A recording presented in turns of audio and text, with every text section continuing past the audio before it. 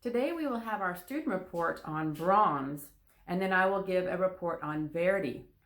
Now, similar to P.D. Kubach, who kind of makes fun of music, and we listen to his silly symphony of the Beethoven's Fifth Symphony, I will do a similar thing with Victor Borge, and he made fun of opera. And so I think it's a cute way to listen to some of Verdi's music.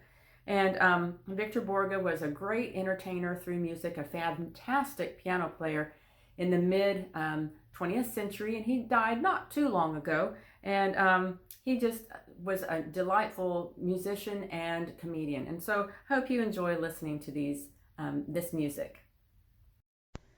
Brahms was born in 1833 and died in 1897. So look at the student report on Brahms and get more information about him.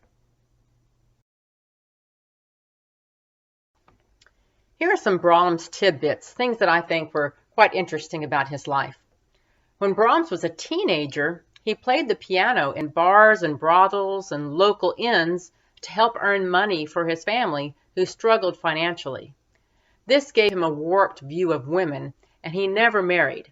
So his father actually played the bass, played the string bass, and he was a pit orchestra musician, but they struggled to make it financially. So Brahms helped the family out. Brahms was a perfectionist, and he destroyed most of his early compositions because he didn't believe that they were good enough, and he didn't want people to get a hold of them and play them and think less of him as a composer, so he just destroyed them. Brahms worked with Thomas Edison's European partners to make one of the first recordings of music ever. And so I will have a link on our page, and you can listen to this very early recording of music by Brahms. You'll hear Brahms' voice, and you'll hear him playing the piano. Now remember, this is a very, very early recording, and so there's a lot of crackles and pops, and it's very hard almost to make out what's being said. But you can hear him say, "This is Dr. Johannes Brahms," and you can hear him playing the piano. And so it's very interesting that he was helping and wanting to help the people who were working on recording of music. He thought that was important. And because of his early experiences with women when he was younger, he didn't believe women were worthy of playing his music, with one exception, Clara Schumann, who was a concert pianist in his day, and she was also the wife of Robert Schumann. You remember Robert Schumann was a very famous composer during his day. And so actually after Robert passed away, Clara and Brahms became quite good friends, and even though Clara was about 10 years older than Brahms, but they were quite good friends, and she played a lot of Brahms music and played a lot of course, Robert Schumann's music, as well as some of her own music in her concerts. While Brahms never married and never had any children, I think it's interesting that he wrote the song Lullaby, which is one of the most famous art songs of all time, because everyone sings it to their children, to their babies. And if you have a little mobile above the baby's bed, Brahms' Lullaby is playing. It's the da-da-dum, da-da-dum, da-da-da-dum, da-da-dum. And so there will be a place in our page for the class that you can click to hear the original version in German, and also you can hear a beautiful version of it on the cello played by Yo-Yo Ma. And so just a great song, Lullaby by Brahms. Opera continues to be very popular during the Romantic era. Remember, it was invented during the Baroque era, and then it really flourishes in the Classical era. And by the Romantic era, you have huge opera houses with lots of costumes and scenery, and lots of performers. And so the public loves opera, and operas become quite long and extensive, and almost every large city has an opera house. So let's look at the opera during the Romantic era. The aria was a main staple of the opera. The aria is where the solo singer that you've come to hear for the evening sings their solo with the orchestra during the opera. And usually the main characters have multiple arias where they really show off their virtuosity and move the storyline forward.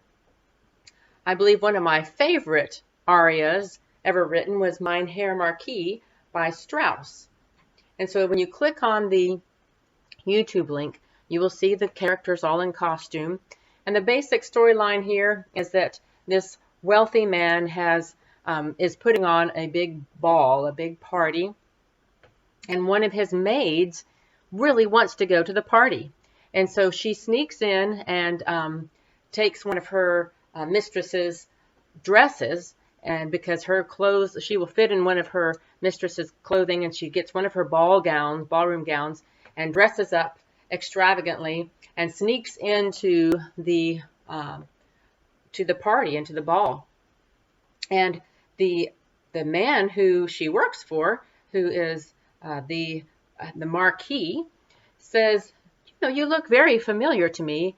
And she just acts like she's just so.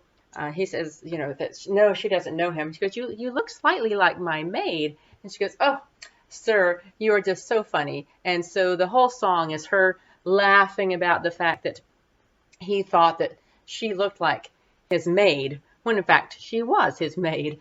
But the song is a laughing song and telling the Marquis that she is too fine a woman and would never be a maid. And so it's just a cute little song, and I hope you enjoy it. If you look on page 323 through page 325, you will learn about Giuseppe Verdi, who was born in 1813 and died in 1901. Verdi was born in a tiny village in northern Italy near Busseto, which is kind of near Milan. And if you see, there's a picture of the map of Italy there, and towards the top you see Milan, and this is kind of the area where Verdi was born.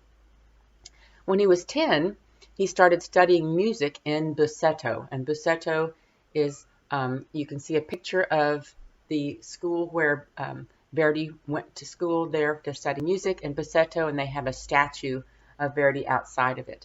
And so this is, you can kind of see where he was studying music.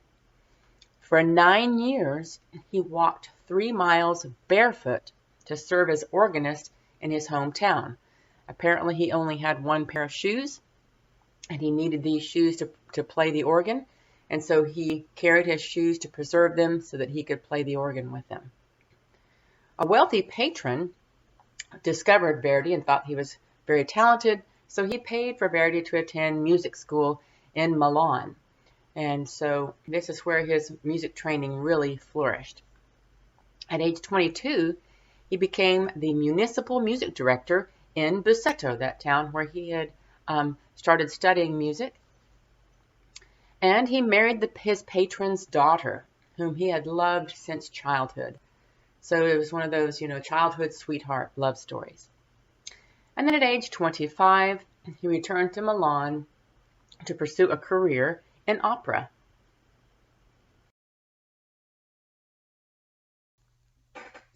His operas were very successful, and all was going well, but unfortunately his wife fell ill and died. And then both of his daughters also died in the 2 previous years. So he vowed never to compose again. He was so sad and distraught, he just said he would never compose again. He did start writing again, but most of his operas were very serious tragedies, displaying extremes of hatred, love, jealousy, and fear. And so all of his anger was coming out in his music. As his popularity grew, he left church music and began to be a political activist. And then he died at the age of 73, having just completed his second comic opera of his entire life, and the first had been written prior to his wife's death. And so it took all that time for him to start writing comic opera again, because in between everything was tragic. As I mentioned before, Victor Borg is one of my favorite musical comedians, and he did a great routine with an opera singer who is singing Rigoletto by Verdi, a song from Rigoletto by Verdi. And you need to start the video 5 minutes and 10 seconds into the routine, because prior to that time, Victor Borg is talking to her about folk songs, and she's singing a folk song. Um, and I just think it was quite funny. The first time I saw this video, I had been accompanying and playing for a lot of opera singers, and I just thought it was just hilarious. My mother and I watched it together, and I just was just crying. I was laughing so hard because of the work I had done with opera singers. And so, anyway, I hope you enjoy this. It is a song from Rigoletto by Verdi, done by Victor Borg and a famous opera singer that he worked with. I hope you enjoyed your study on Brahms and Verdi. Very interesting characters, somewhat tragic in their stories, their personal lives, but they put out some very fantastic music that people still enjoy today.